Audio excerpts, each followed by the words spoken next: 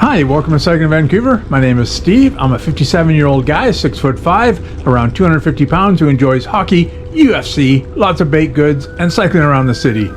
If you're interested in seeing what Vancouver looks like from the back of a road bike ridden by some old dude, sit back and relax. This is Ride 212. Today is Wednesday, January 4th, 2023. While the sun was out a couple of hours ago and looked very promising, I now have a cold 7 degrees Celsius gray overcast sky. But we are expecting more rain to start later this evening and to last for several days, so time to take advantage while it's dry.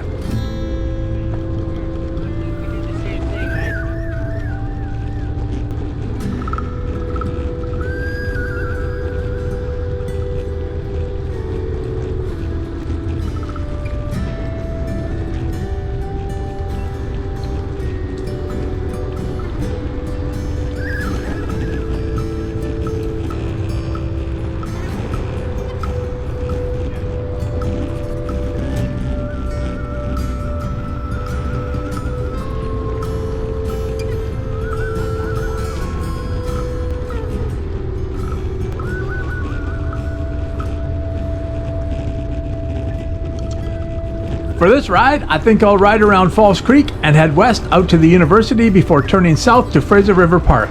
After that, I'm not really sure. It depends on the weather, how cold my feet are, and whether I like riding further.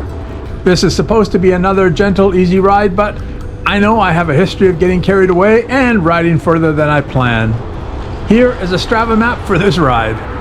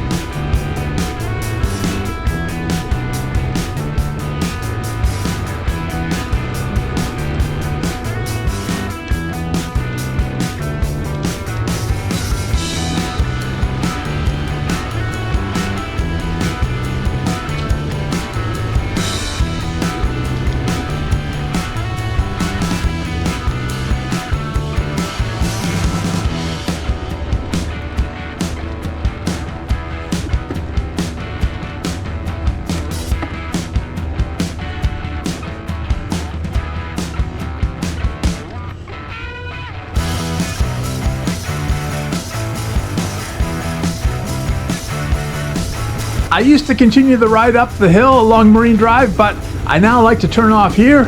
It gets me to the same place, but I find it much more interesting with a lot less traffic.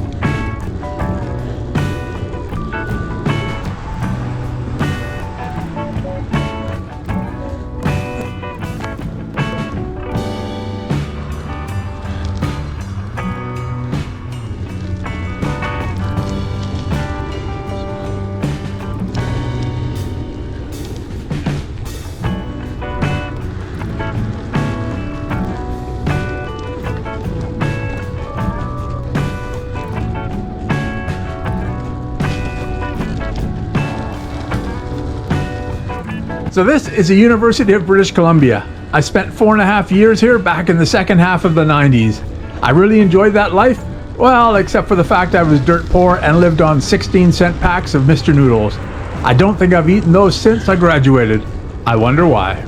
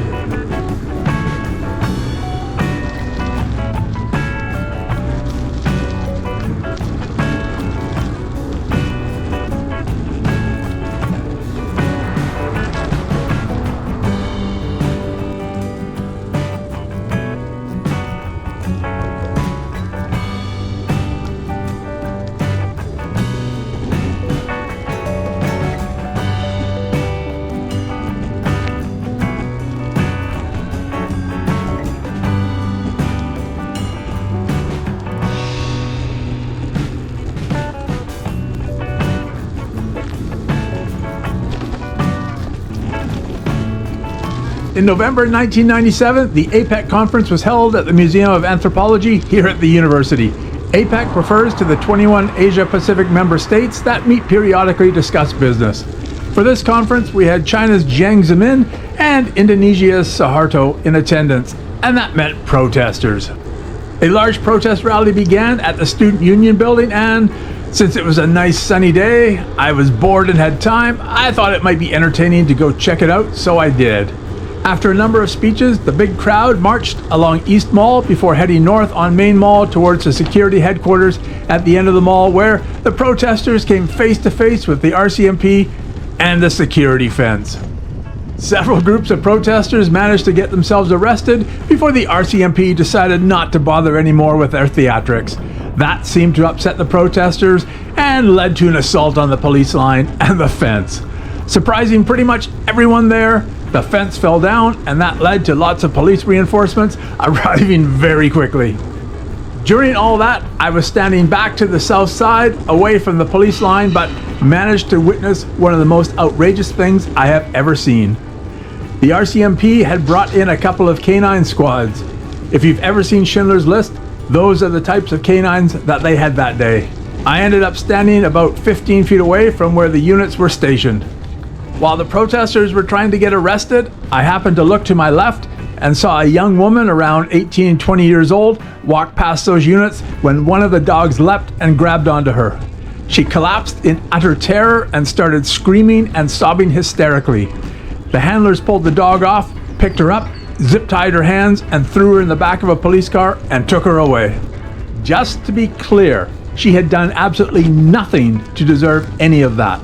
I have no idea whether those dog handlers permitted that or whether the dog's action was just unexpected. From my vantage point, I thought that action was inexcusable and absolutely unforgivable. It is something I have never really talked about and have never gotten over. 25 years later, I'm still bothered by it.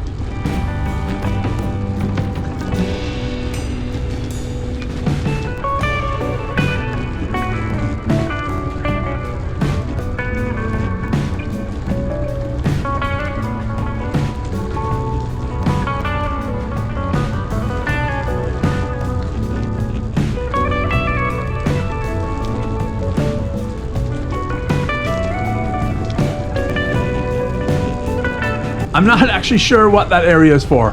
Perhaps they play Quidditch there, or whatever that game is now called, since she who cannot be named can't be credited with creating the game anymore.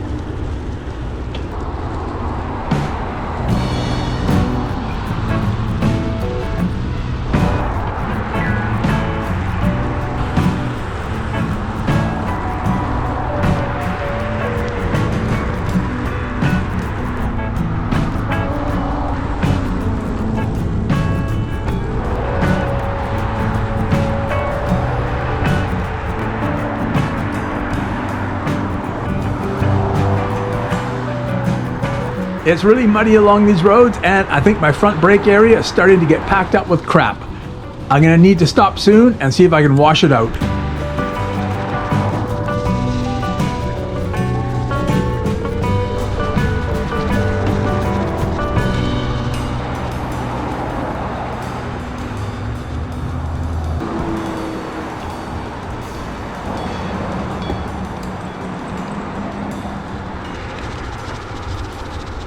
I pulled over to the side to try and clean out my front brake area. While I got some of the muck out, it is still making some noise.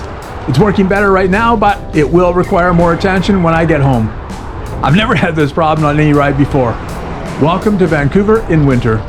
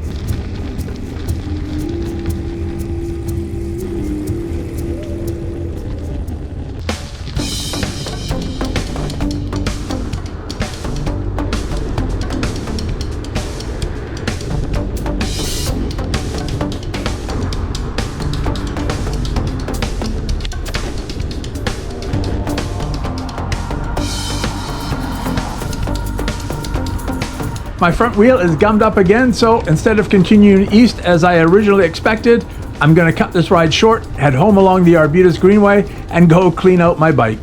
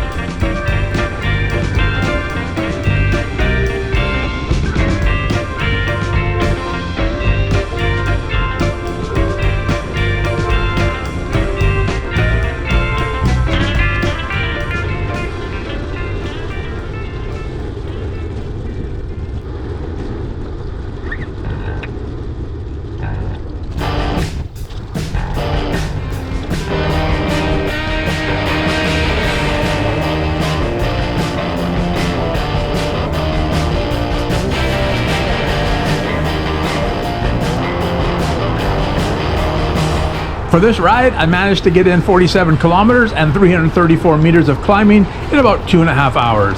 Without that muck, I probably could have added about another hour, though my feet were pretty cold by the time I got home. My main camera died on the bridge and I didn't hear the alert to change the batteries. Oh well, I was a couple of minutes from home, so it's not really a big deal. When I got home, I took off the front wheel and was amazed how much muck was compressed in the brake assembly. It was obviously putting lots of friction on the wheel, essentially making me work harder to keep the same speed. It's all cleaned up now and ready for the next effort.